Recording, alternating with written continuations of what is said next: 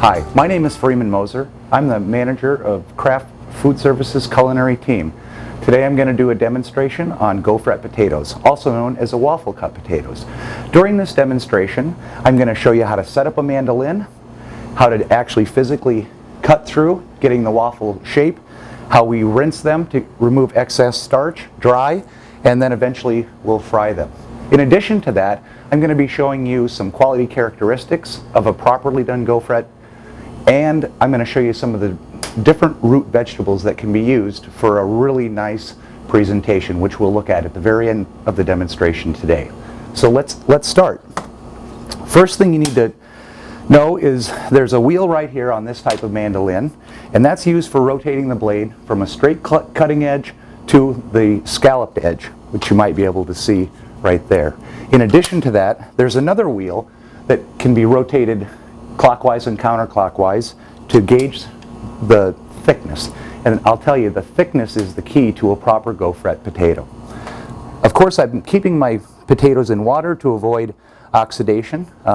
These are peeled, and one thing I'd like to show you as a little bit of a trick is I like to cut on the angle. You can cut straight across, but the end product is more round as opposed to elongated, which I think yields a much nicer result. So I start by cutting the potato at that angle.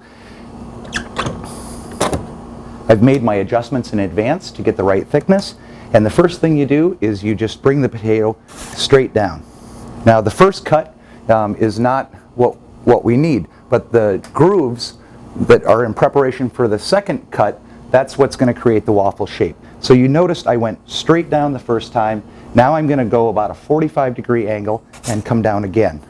And you can see that we end up with the waffle shape.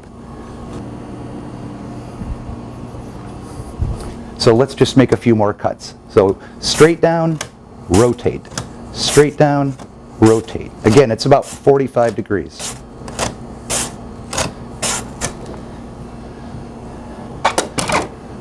Now these potatoes need to go immediately into water. That's for two reasons.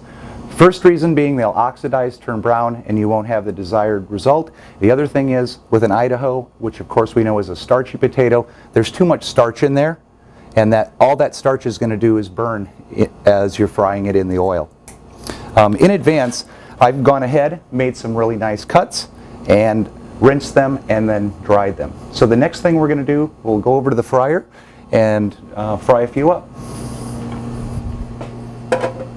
Today I'm using Planters peanut oil. I like frying in peanut oil just because it really renders a nice result for these gaufrette potatoes.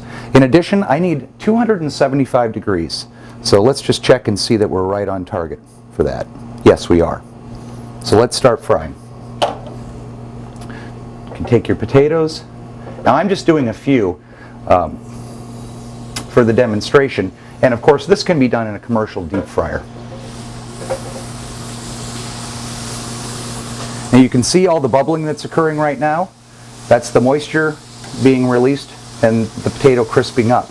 If you were to try to do this at 350 degrees, you know, our typical French fry cooking temperature, you're never going to get the desired outcome.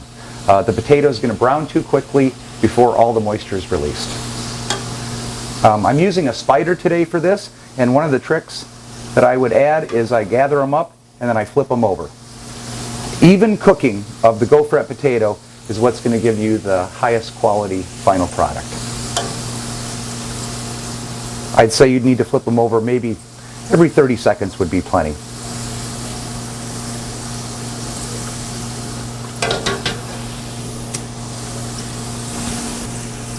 As I mentioned earlier, a lot of different root vegetables can be used when frying.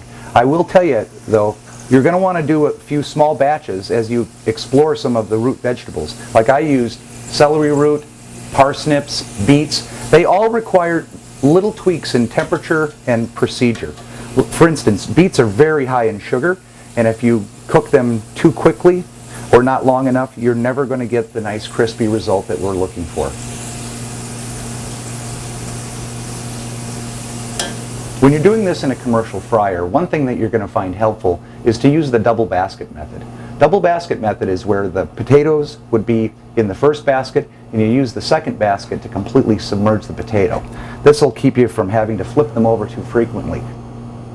You'll notice at this point that there are no more bubbles coming out of the oil. That's an indicator that these are perfectly cooked. All the moisture has been released from the potato and they're just going to be perfectly crispy, and that is certainly what we're looking for in a gaufrette potato. At this point, we pull them out of the oil and you're going to want to put them on absorbent cloth. Okay, let's head back over and take a look at some of the root vegetables as well as quality characteristics of perfectly cooked gaufrette potatoes. Earlier today, I fried up some other root vegetables in the style of the gaufrette. We have beets, turnips, sweet potatoes, the Idaho potato, rutabaga, and my personal favorite is a parsnip. Now, I wanted to cover quality characteristics of a gaufrette potato with you as well. As I mentioned, if we cut them too thinly, we're going to get a very uneven and a broken final product. If they're cut unevenly, half of your gaufrette is going to be cooked nicely while the other half remains raw. If your oil is too hot or your gaufrette is too thick, you're going to get a product like this, which is just too dark and doesn't have the lacy appearance. And then lastly, there's the ideal gaufrette, golden brown and very lacy in appearance. I'm going to finish off the gaufrette vegetables today with just a little bit of truffled salt.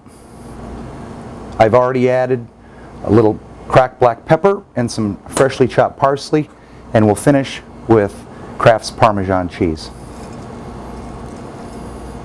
I think this just makes really a fun presentation. I would say with a sandwich or a salad, somewhere between a ½ ounce and an ounce would be the correct portion size. The other thing that's important about going to the trouble of making an in-house gaufrette potato is the marketing language you might be able to use on your menu. A lot of products are available, and very high quality products on the market that are going to give you a similar end product, but nothing's going to look like this. And you can market this under terms like in-house, freshly cut, other languages like that. Well, thank you for watching this demonstration on gaufrette potatoes. For more recipes, tips, and ideas, please visit our website, kraftfoodservice.com.